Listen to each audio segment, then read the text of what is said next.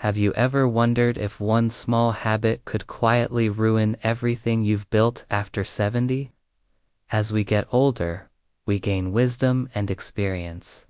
But staying healthy, keeping good relationships, and feeling respected can get harder.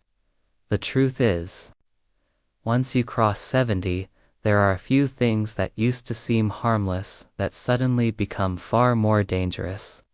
And the worst part, most people don't even realize they're doing them. They think they're being strong, independent, or just sticking to what they know. But in reality, some of these behaviors can slowly chip away at your quality of life physically, mentally, and emotionally. In this video, we're going to walk through 5 specific things you should never do after 70. These aren't about scolding or making you feel bad. They're about awareness, about helping you protect your energy, your health, and your happiness as you age. If you've ever caught yourself thinking, "It's too late to change," or "I've always done it this way," I want you to pause. This video might just change your mind, and more importantly, it might change your life. Let's get started. Number 1. Isolating yourself from others. There's a certain quiet danger that begins to creep in when you start turning down invitations, avoiding phone calls, or telling yourself, "I'm fine on my own." While independence is often seen as a strength, and it certainly is the moment it slips into isolation, it becomes a hidden risk, especially after 70. Many older adults fall into the trap of thinking that withdrawing is natural or even noble as they age. But this couldn't be further from the truth. The reason is simple. Human beings are social creatures. We don't just thrive on connection, we need it to stay mentally, emotionally, and even physically well. Countless studies have shown that chronic loneliness can be as damaging as smoking or obesity. It increases the risk of heart disease, depression, cognitive decline, and even early death. And yet, too many seniors downplay its effects, telling themselves they're just giving people space or don't want to be a burden. But let's dig a little deeper into why this happens. After 70, life changes. Friends pass away, kids get busy. Physical health might limit your ability to get out.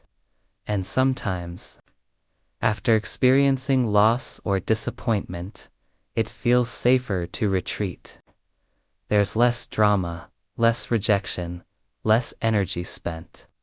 But with that comes less joy, less connection, and less meaning. You start to miss out on the very things that make life rich: shared laughter, warm hugs, unexpected conversations, or just sitting quietly with someone who sees you. Take Harold, for example, a 76-year-old who used to be a lively member of his church group, but after his wife passed away, he gradually stopped showing up. He told himself it was just temporary, that he was grieving and didn't want to bring others down. But months turned into years. He stopped getting calls. People assumed he wanted to be left alone. The truth, he was aching for someone to notice. But he didn't know how to rejoin the world. If any of this sounds familiar, it's time to shift the narrative.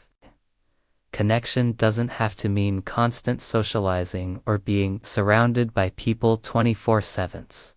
It can be as simple as calling a friend once a week, joining a small community group, volunteering once a month, or even chatting with neighbors. It's about reminding yourself that your presence matters, that even if the world feels fast and loud, there are spaces where you still belong. Staying connected isn't just about staving off loneliness. It's about staying alive, truly alive, with purpose, love, and belonging. So, If you've been pulling away lately, ask yourself gently, is this serving me, or is it just protecting me from something I actually need? You might be surprised by what the answer reveals. Number 2. Ignoring preventive health checkups. One of the most foolish mistakes people often make after 70 is believing that if they feel fine, there's no reason to see the doctor. They wait until something hurts, or until they're forced into the clinic by a crisis. But here's the reality. Many of the most dangerous conditions that affect older adults, like high blood pressure, type 2 diabetes, certain cancers, or even memory disorders, begin quietly. They develop in silence, with no pain and no obvious warning. And by the time symptoms show up, the damage is often already underway. It's understandable why many avoid these visits. Maybe they're tired of hearing bad news. Maybe they've had poor experiences with the medical system. Or maybe it just feels like too much hassle. But the truth is, preventive checkups aren't about finding problems. They're about catching opportunities. Opportunities to adjust early, to stop something small from becoming something irreversible. To stay ahead of the curve instead of constantly playing catch-up with your health. Take the story of Judy, a 74-year-old widow who hadn't seen a doctor in nearly 7 years. She felt fine, walked daily, and ate well. But during a church health screening, she reluctantly agreed to get her blood pressure checked. It turned out dangerously high. Left untreated, it could have led to a stroke. Thanks to that simple check, Judy got on medication early and adjusted her diet. Today, she still walks every morning, but now she does it knowing she's not a ticking time bomb. Your body at 70 isn't the same as it was at 30 or 50. It needs a different kind of attention. About fixing what's broken and more about monitoring what might. Think of preventive care like regular maintenance on a classic car. You don't wait for the engine to seize before checking the oil. You don't ignore strange sounds just because the car still runs. You check in not because something's wrong, but because you value the ride. And remember, most preventive checkups are relatively simple. Blood work, blood pressure, cancer screenings, vision and hearing tests, maybe a memory assessment. These are not lifelong commitments, they are moments of awareness that can change everything. If you're still watching this video and finding these insights valuable, please comment number 2 below to let me know you're here. And if you haven't subscribed yet, I recommend you subscribe and turn on the bell so you don't miss any videos. Your support helps us continue creating good content to inform and inspire you. Now, let's move forward. Number 3. Bottling up emotions. Another mistake that becomes especially dangerous after 70 is holding everything inside. Many older adults grew up in a generation where emotional restraint was seen as strength. You didn't talk about your feelings. You got on with life. Pain was kept quiet. Anger was buried. Grief was hidden. But the truth is, bottling up emotions doesn't make them go away. It just traps them deeper where they quietly wear you down. By the time we reach our 70s, we've experienced a lifetime of highs and lows, losses, betrayals, regrets, love, victories. And with age comes the false belief that it's too late to process those emotions, or that talking about them is a burden to others. But emotional well-being doesn't retire. In fact, after 70, your emotional health plays a bigger role than ever in determining your quality of life. Suppressed emotions don't just affect your mood, they show up in your body. Stress that isn't expressed can lead to high blood pressure. Long-term sadness can weaken your immune system. Unspoken resentment can quietly fuel chronic inflammation. The body keeps the score, even when the mind tries to forget. And over time, that emotional weight can steal your energy, your motivation, and even your relationships.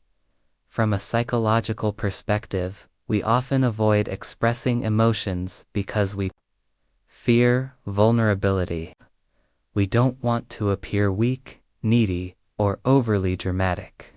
But vulnerability, especially in later life, is actually a mark of strength. It's an act of courage to say, "That still hurts," or "I miss her every day," or "I wish I had done that differently." These admissions don't make you fragile. They make you real. And real connection always starts with honesty.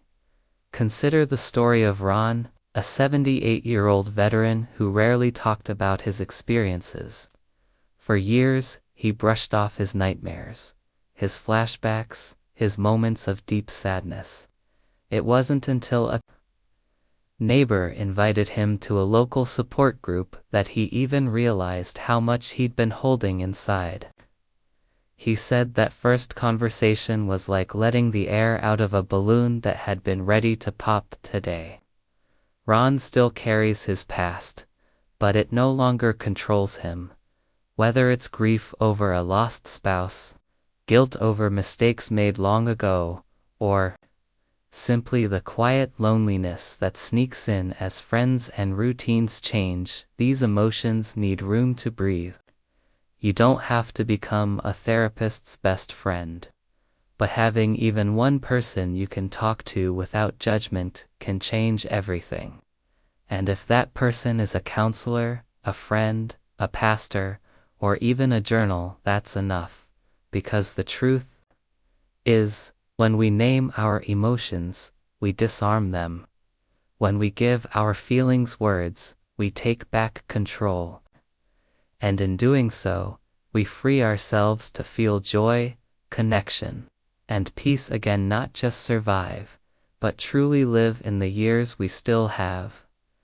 Number 4. Neglecting strength and balance. Neglecting your strength and balance after 70 is not just a bad idea, it's one of the riskiest things you can do. It might not seem like a big deal to skip some stretches or sit a bit longer than usual, but that quiet decision to do less physically can quickly turn into something much more serious. A fall, a fracture, or a permanent decline in mobility. After 70, the difference between someone who stays active and someone who doesn't often comes down to independence or losing it. Here's the problem. Our muscles naturally weaken with age, especially if we don't use them regularly. It's called sarcopenia, and while the word may sound technical, what it really means is that your legs get weaker, your posture starts to stoop, and things like getting out of a chair or climbing stairs become harder. Before you know it, you're avoiding certain tasks, needing help more often, and feeling less confident with each step. Balance works the same way.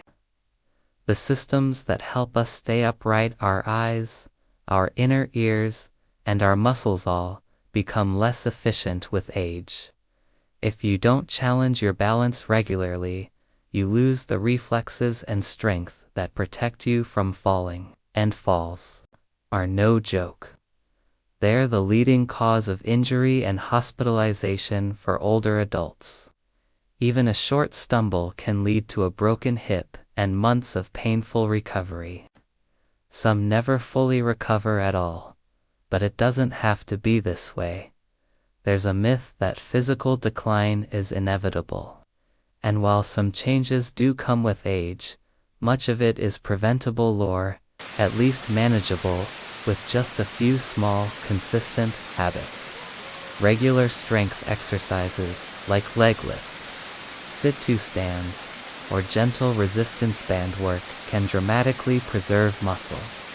Balance movements like standing on one foot while brushing your teeth or doing heel-to-toe walks along the kitchen counter keep your body alert and stable. The psychology behind this mistake often comes down to mindset. Many seniors internalize the belief that they're too old to start exercising, but that belief does far more harm than good. Exercise doesn't mean running marathons. It means moving your body in ways that keep your joints lubricated, your muscles working, and your heart pumping. And it's never too late to begin. In fact, seniors who begin strength and balance routines in their 70s often report better energy, sleep, mood, and even sharper thinking. Let me share a story. Marlene, 82, was starting to feel unsteady walking. From her kitchen to her living room.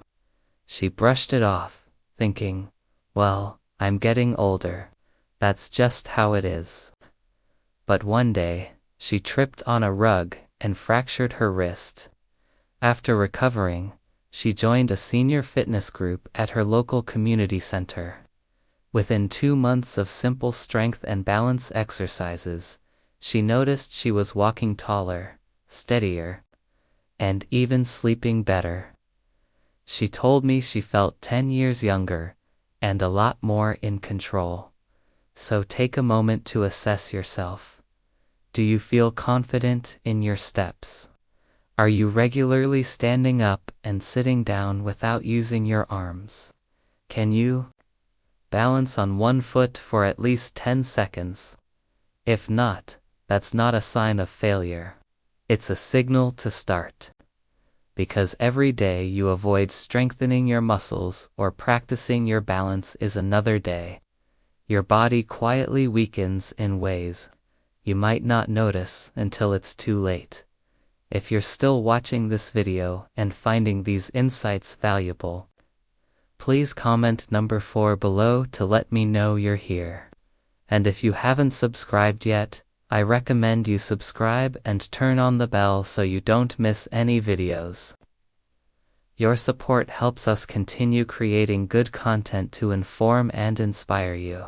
Now, let's move forward. Number 5. Pretending you're fine when you're not.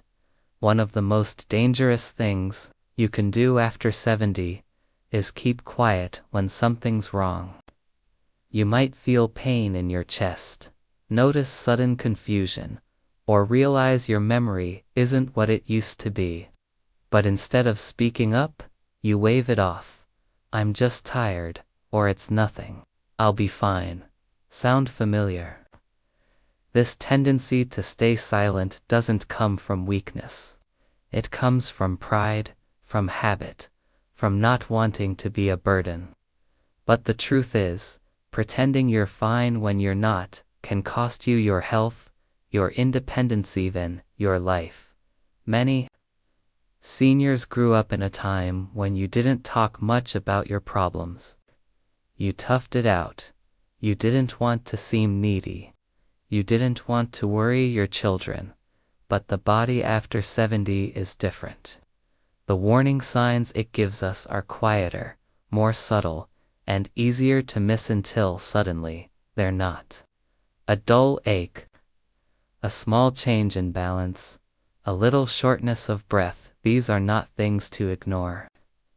They are the body's way of waving a red flag.